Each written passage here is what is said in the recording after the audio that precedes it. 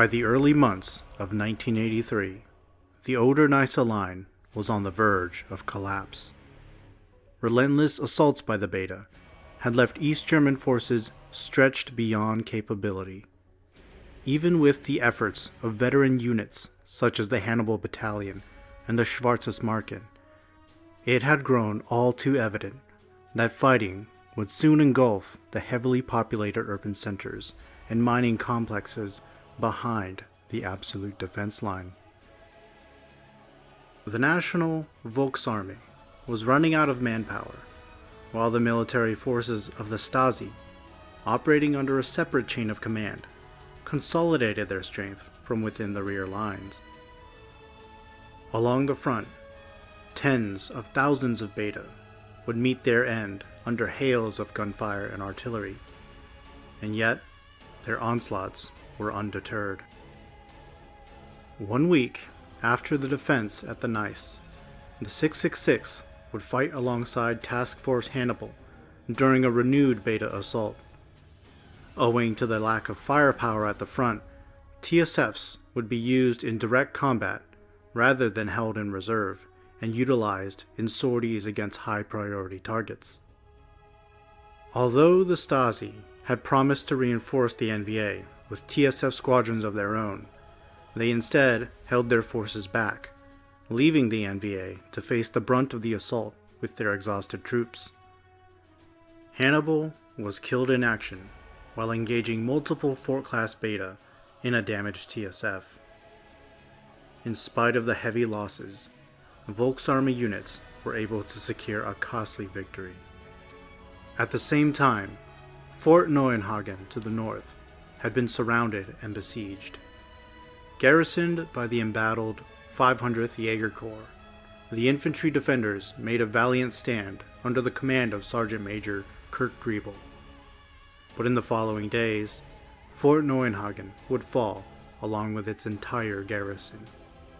With their last act, they would manage to detonate stores of ammunition reserves in the base, temporarily decimating their attackers. Its location, not far from Berlin itself, the fall of Fort Neuenhagen, and other losses along the Oder River were clear signs that gaps in the absolute defense line were quickly forming. But the constant attacks left the East German military unable to rebuild their fortifications. Without a reprieve, the situation would continue to deteriorate. On an official level, however, the East German government could not afford to acknowledge their inability to prevent the collapse that had become all but inevitable. Yet NATO and the West were well aware that if East Germany fell, the Beta would gain swift access to a lowland route into Western Europe. A naval strike force was assembled, organized under the command of the United Nations. Their destination was the Baltic Sea, with the intent to strike into occupied Poland from the north and draw the Beta from the Oder-Neisse line. Ideally, the offensive would last long enough for the GDR to reform their defense line. For the first time since Operation Paleologos, forces from both NATO and the Warsaw Treaty Organization agreed to partake in a large-scale joint military operation. Their target was the former city of Gdansk, along the northern coast of Poland. Operation Neptune would see the deployment of 300,000 personnel from the United States, nations of the European Union, and various states of the Warsaw Pact. A total of 300 naval vessels, 500 TSFs, and 400 aircraft would make up the bulk of the international force, with 80% of all troops being contributed by the US and European Union. On the surface, this show of unity was bolstered by placing the UN in overall command of the mission. However, rather than organizing under a single chain of command, the US, the EU, and the Warsaw powers each maintained their own individual headquarters, operating under the UN's authority while acting separately from their counterparts. The three participant groups retained their standard operating procedures and political objectives, even as they incorporated the strategy and military objectives set forth by UN command. Fear of an Eastern collapse was at the forefront of Operation Neptune, but political factors gave each contingent additional motive behind their involvement. For West Germany, the operation served also as a rehearsal for the large-scale battles their troops would inevitably be fighting. To the Americans, Operation Neptune was the ideal opportunity to showcase their military strength and contributions to the Beta War, factors which they intended to demonstrate through the deployment of the very first second-generation TSF, the F-14 Tomcat. Bearing the more pressing of concerns, however, was the East German government. While the Ministry of Defense had proposed participation in Operation Neptune, they had been at odds with the German political office, who represented the Socialist Unity Party. The National Volksarmee intended to use the resources and manpower of the UN to achieve a strategic victory and buy time to recover from the losses along the Oder-Neisse line. But for the East German government, this ran the risk of openly demonstrating a pressing need for reliance on the West. To complicate matters, the GDR and other nations of the Warsaw Pact would only be able to contribute to 20% of the personnel involved in the operation. Furthermore, the vast majority of tactical armor battalions and regiments participating would be from the UN, US, and EU. East Germany had suffered considerable losses, and so the NVA could send only one TSF squadron, reasoning that it represented their very best, the Schwarzesmarken, under Captain Iristina Bernhard. For the NVA, anything less than equal or greater success than that of NATO could be construed as reliance on the West and an inability to preside over the defense of East Germany. This would also give the Stasi further leverage over the weakening political position of the NVA. As such, commissars were under intense pressure to demonstrate that Operation Neptune was a clear example of East Germany's military competence and their ability to use the UN for their own gain, not the other way around. This would be the responsibility of Major Johannes Zweig, the NVA contingent's highest-ranking political commissar, whose expectations then shifted the burden of success onto the shoulders of the 666. In early March, naval units of the international force entered the Baltic Sea. The United States had committed several Iowa and Montana-class battleships, alongside the carrier strike groups of the USS Nimitz and USS Dwight D. Eisenhower. The European Union deployed numerous Lion-class battleships, along with accompanying escorts and troop transports. The Royal Marines, the US Marines, and TSF units from across Europe and the US military waited eagerly for the upcoming battle. By the 4th, as all vessels completed their rally at Bornholm Island, the order was given to transfer the 666 squadron to Wismar base, and from there to rendezvous with the Joint Expeditionary Force. Bernhard's squadron was stationed aboard the TSF transport ship Peenemünde. The flagship of the Volksmarine, the Karl Marx, would serve as the command post for the Warsaw forces. From there, as the mission's senior political officer, Zweig would observe Operation Neptune alongside the NVA command staff.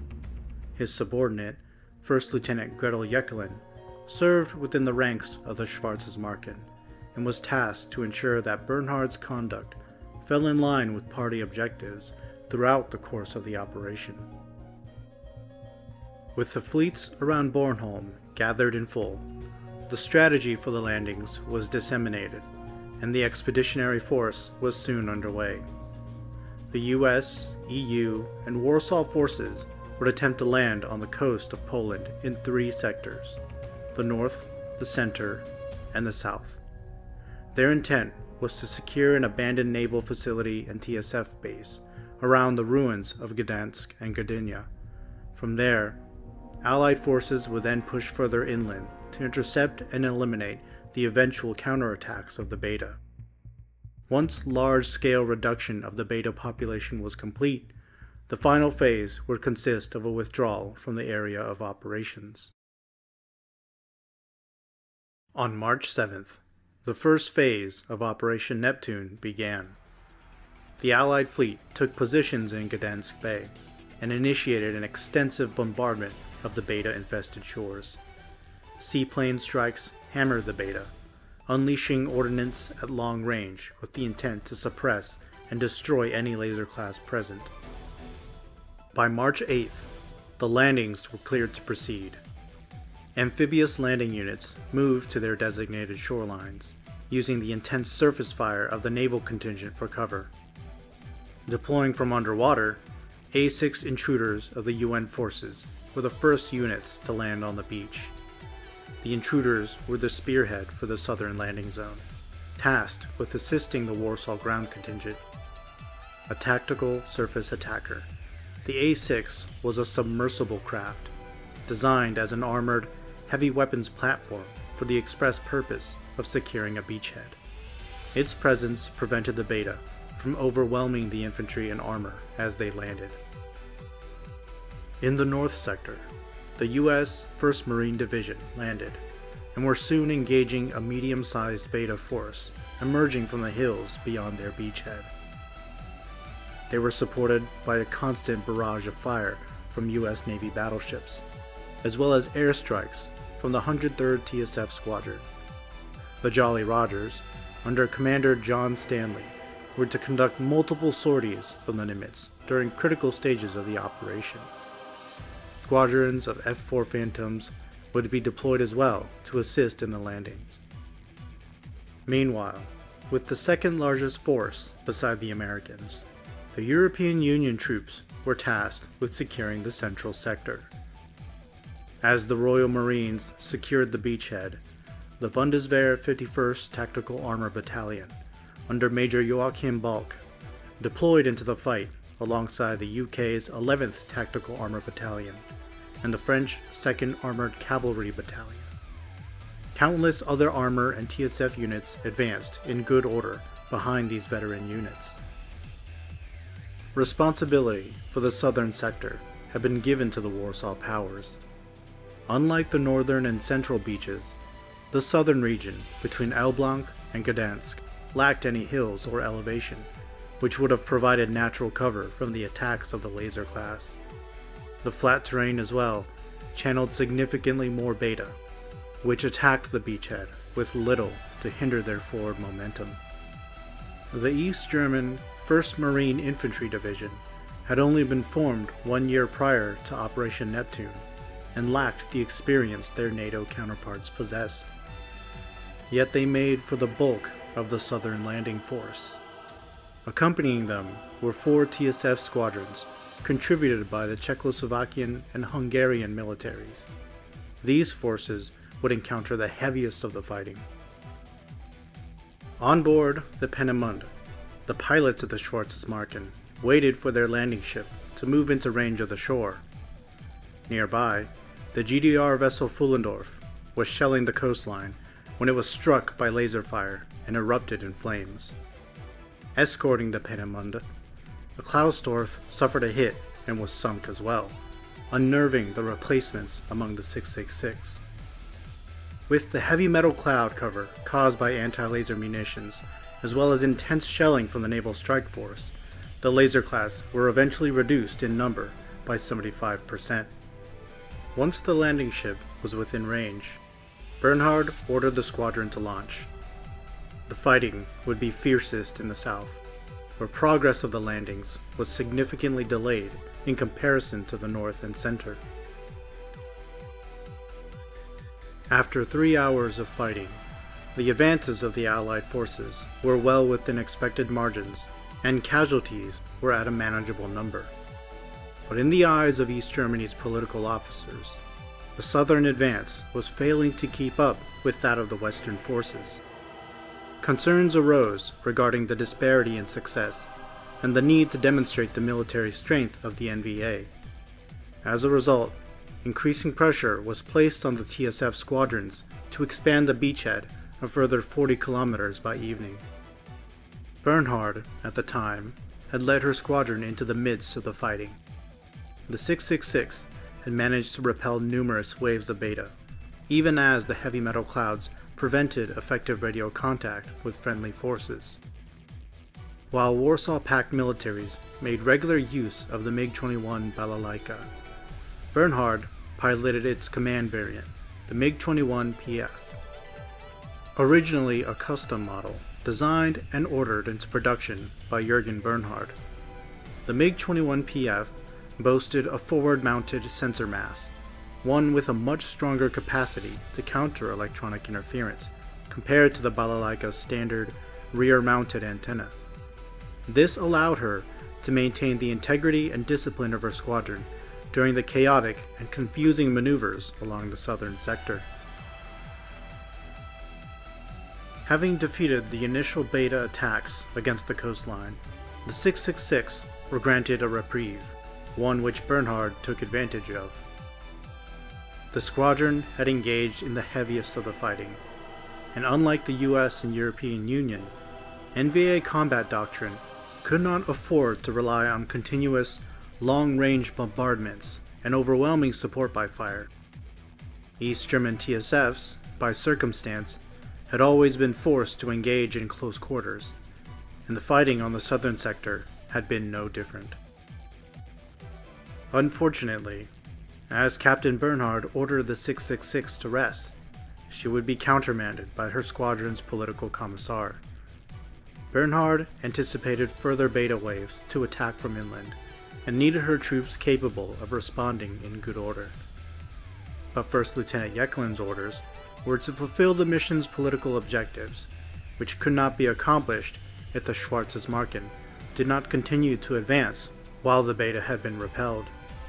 Jeckelin, who had been given command of the squadron's rear flight, held political authority in the squadron, a position which, in theory, would grant her the ability to remove Bernhard from command in the event of disobedience. This exchange would highlight the rift forming between Operation Neptune's political and military objectives. Meanwhile, on the border between the central and southern sectors, another beta wave soon emerged. Heavy metal clouds had obscured their approach, nullifying laser fire, but disrupting communications to UN headquarters. This complication kept the UN from determining the position of friendly units in relation to the enemy echelon. Nonetheless, sensors estimated the herd to be numbered at no less than 10,000, and naval vessels urgently began coordinating a saturation attack. In the fog of war, scattered units from the EU and Warsaw Pact were unaccounted for, leaving them vulnerable to the approaching enemy vanguard. The destroyer class, being the fastest strain of beta, were barreling down on the beachhead before the naval guns could be retrained. In response, individual TSF units moved to intercept the vanguard wave. The Jolly Rogers, armed with their devastating Phoenix missiles, sortied in the direction of the attack. Bundeswehr squadrons began repositioning to the flanks of the beta group, when they were suddenly surprised to see a squadron from the southern beachhead, countercharging the destroyer-class advance. The Schwarzesmarken suffered little communication issues under the heavy metal clouds, and would still retain their coordination once contact with the enemy was made. Moving to delay the beta, they weaved through the herd and circled around the vanguard, attacking their flanks. This succeeded in stalling the herd, allowing the destroyer class to be picked off. With precious few seconds gained, Allied units were able to reform the lines at the beachhead. Bundeswehr F-5 Tornadoes moved into the hills and were able to establish sensor relays, giving the naval guns a more accurate picture of the target zone.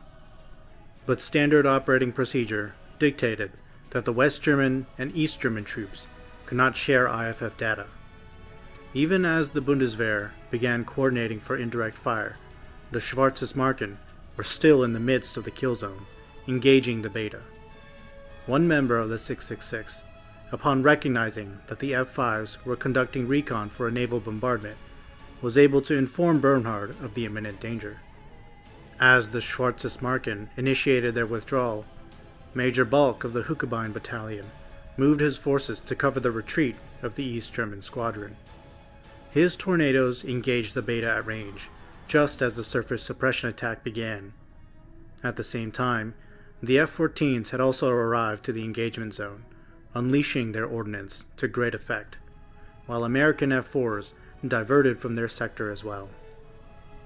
With the friendly fire incident narrowly avoided, the Beta attack was then hammered down by superior firepower.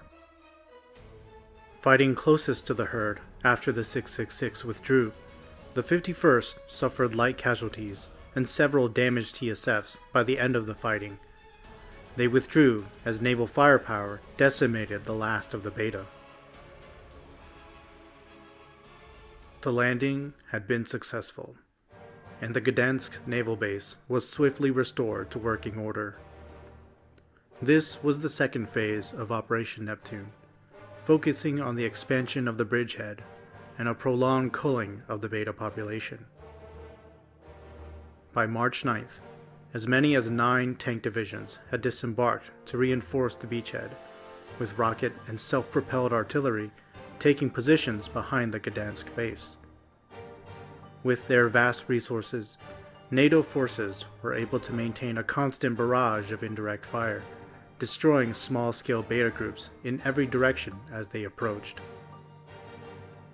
In the political arena, the East German military had failed to display a capacity to match the West. Nothing had made it more clear to the troops of the Warsaw Pact than witnessing the swift and near instantaneous reconstruction of the Gdansk base and its supporting defenses. Tensions within the multinational force boiled beneath the surface, kept in check only by the threat of the Beta and the discipline of commanders such as Bernhard and Balk. Both East and West still held to differing ideologies, and cooperation between their militaries shared the unfortunate precedent of Paleologos and its failure 5 years before. With the vast majority of personnel and resources on the ground, NATO would be dictating the tactics on the battlefield by default. This was demonstrated through the employment of a battle doctrine known as the active defense.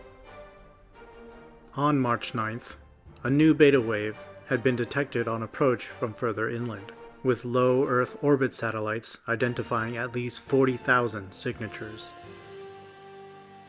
Due to the movement speed of each strain, Beta waves naturally coalesced into a formation often known as the ladder, with the heavily armored destroyer class charging ahead of the group, while grappler and tank class formed the middle wave, and laser strains, fort class, and trailing packs made up the rear lines.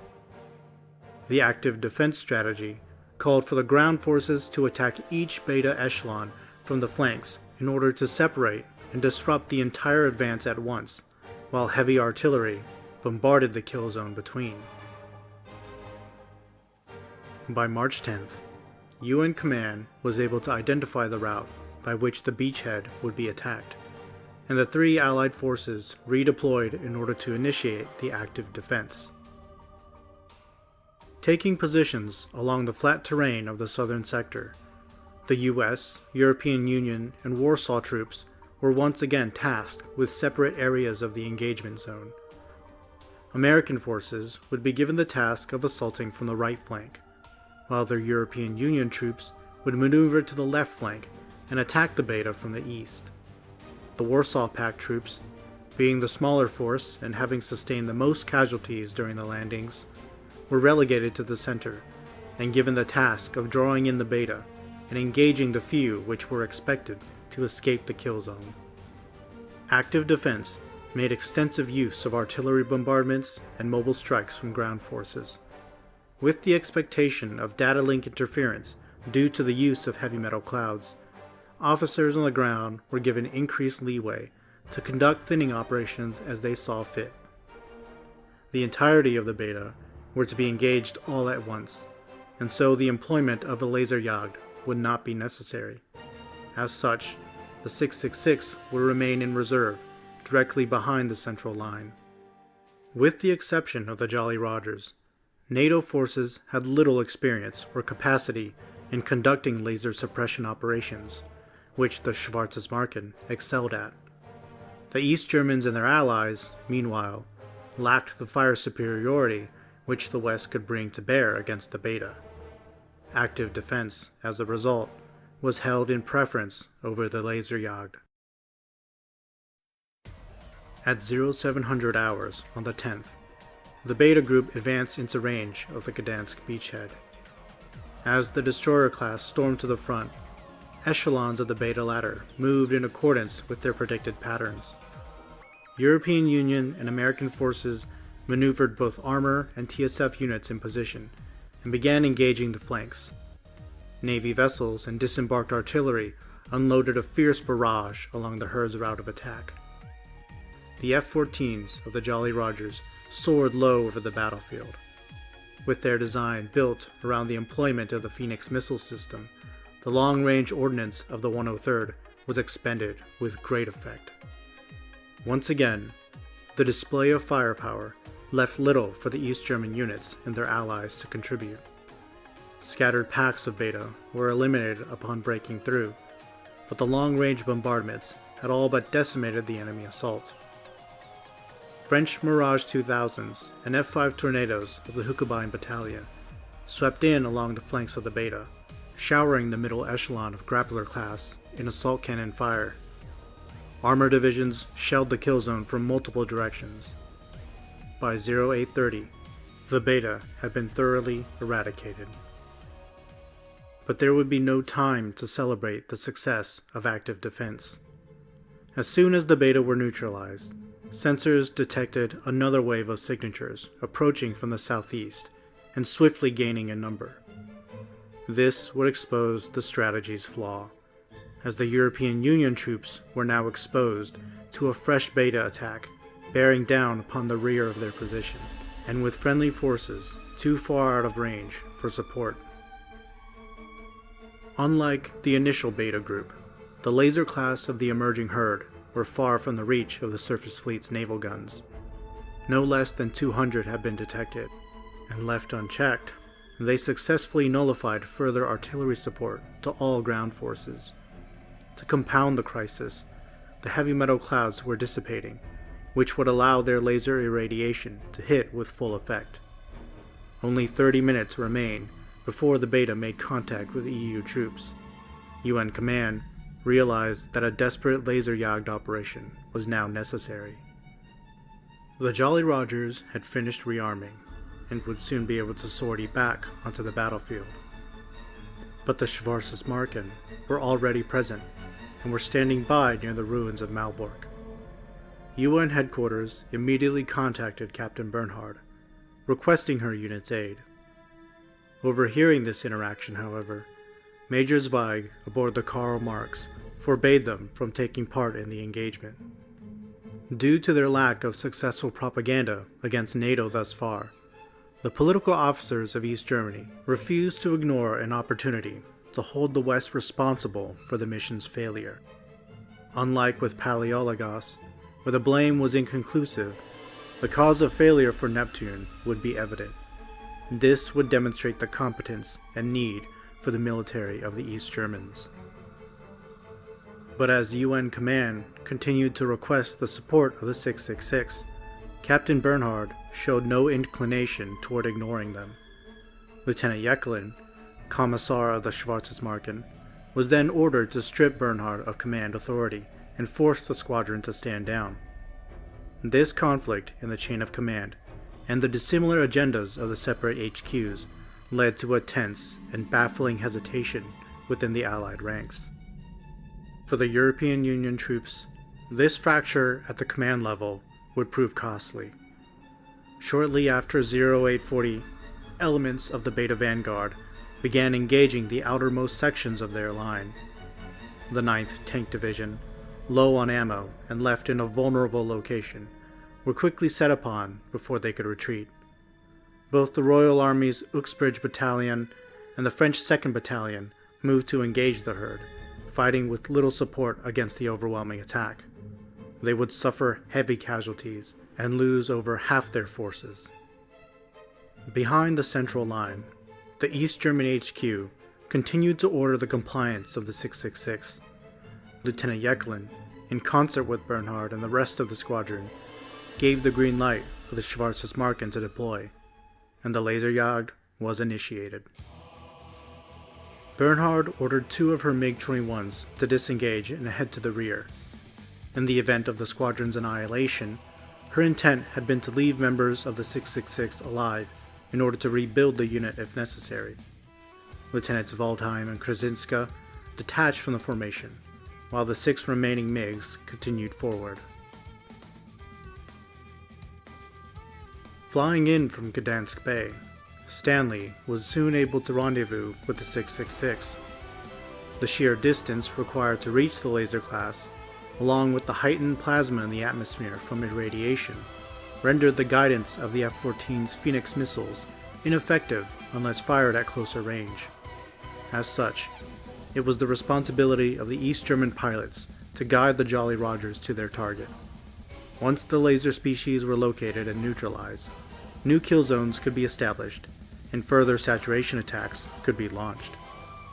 At 0900 hours, naval units in the Baltic Sea fired into the skies above the herd, attempting to distract them from shooting down the Laserjagd units. Laser irradiation filled the skies, intercepting the artillery with brutal accuracy, but it was enough to allow the Schwarzesmarken to push into the ranks of the Beta. The East German aces cut a path through the scores of grappler and tank class, and immediately behind them were the American F-14s. Both squadrons pressed forward with intensity, fighting through the limited avenues of maneuver available in the center of the herd. The outdated, first-generation MiGs were handled expertly by their pilots, maneuvering well enough to maintain a steady advance alongside the superior F-14s. At the same time, along the EU battle lines, the 2 reserve craft of the 666 made contact with Major Balk of the 51st. Refusing to simply leave and exercising their own ground-level autonomy, they appealed directly to the Bundeswehr for assistance.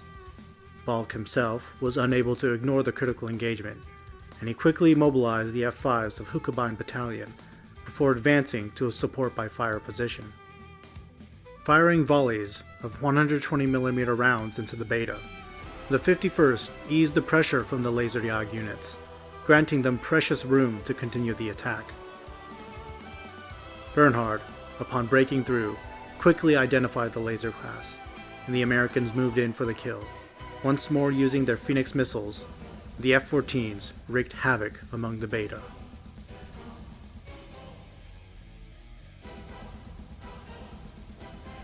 The rear echelon of the herd, however, had been defended by a significant number of the Fort class. Several of these large strains shielded the laser class from the missile strike, and were quick to form a defense around them. The 2 squadrons now fought surrounded on all sides, forced into an unfavorable engagement. Several TSFs from the Jolly Rogers and the Schwarzesmarken were shot down. Bernhard, recognizing the necessity of eliminating the few remaining laser class, ordered her best pilots to charge the Fort class alongside her. Concurrently, U.S. headquarters made contact with Stanley, scrapping the mission and ordering the 103rd to withdraw.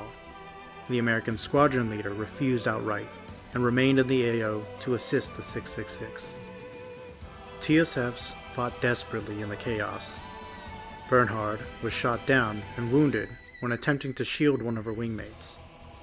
With their commander down, however, the Schwarzesmarken pilots only fought with more intensity, advancing in a desperate fury as they eliminated the remaining laser strains. Lieutenant Theodor Eberbach would distinguish himself by advancing the furthest, claiming the final kill of the Laserjagd before he himself was shot down. With the suicide mission now complete and still surrounded by Beta, the 103rd initiated rescue and recovery. Bulk advanced the 51st in an attempt to link up with the surrounded TSFs, carving out an avenue of retreat. Area saturation bombardment was imminent, and so the ground forces fought viciously to escape. Battling their way out of the herd, the American, West German, and East German pilots collected the wounded and their disabled machines before taking to the skies. Naval guns soon battered the target zones, allowing the soldiers of the EU to reform for a counterattack. With no remaining laser class to intercept the artillery, the Beta attack ground to a halt. Concentrated fire would see them annihilated. The Bundeswehr 51st, the American 103rd, and the Volksarmee 666, damaged, bloodstained, and leaking propellant, limped triumphantly back to the Gdansk bridgehead. In spite of the number of TSFs disabled, only a few personnel had been killed, none of which had been among the 666. The Laserjagd had been a resounding success, and the fame of the Schwarzesmarken soon spread across the entirety of the multinational coalition. Their heroism would be published in West German papers for the world to see, and Captain Iristina Bernhard, who had only been lightly wounded, became an inspirational figure among the NVA. These would fulfill the political objectives of the East German government, who were satisfied to reap from the accomplishments of their premier squadron.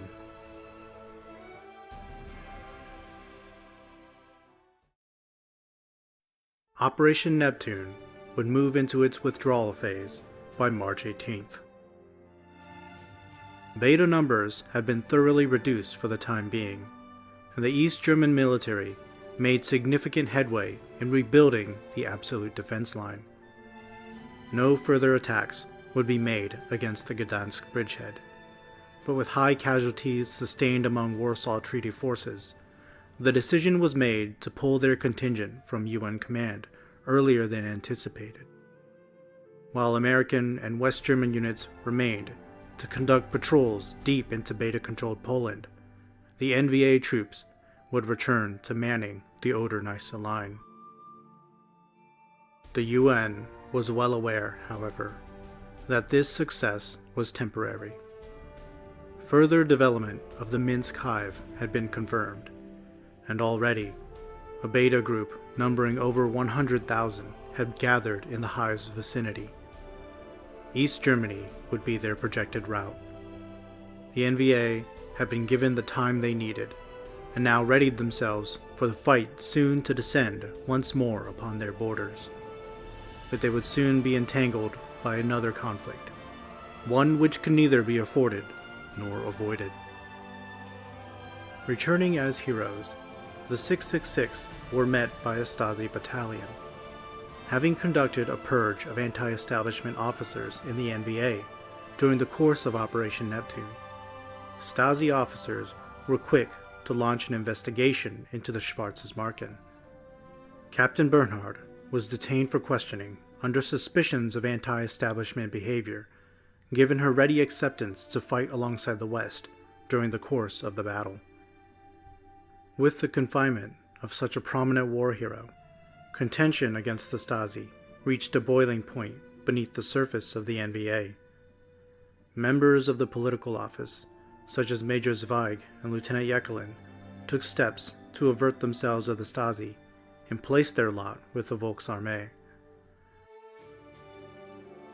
While Bernhard was eventually released, it had become clear that the opening moves of a new war were being made.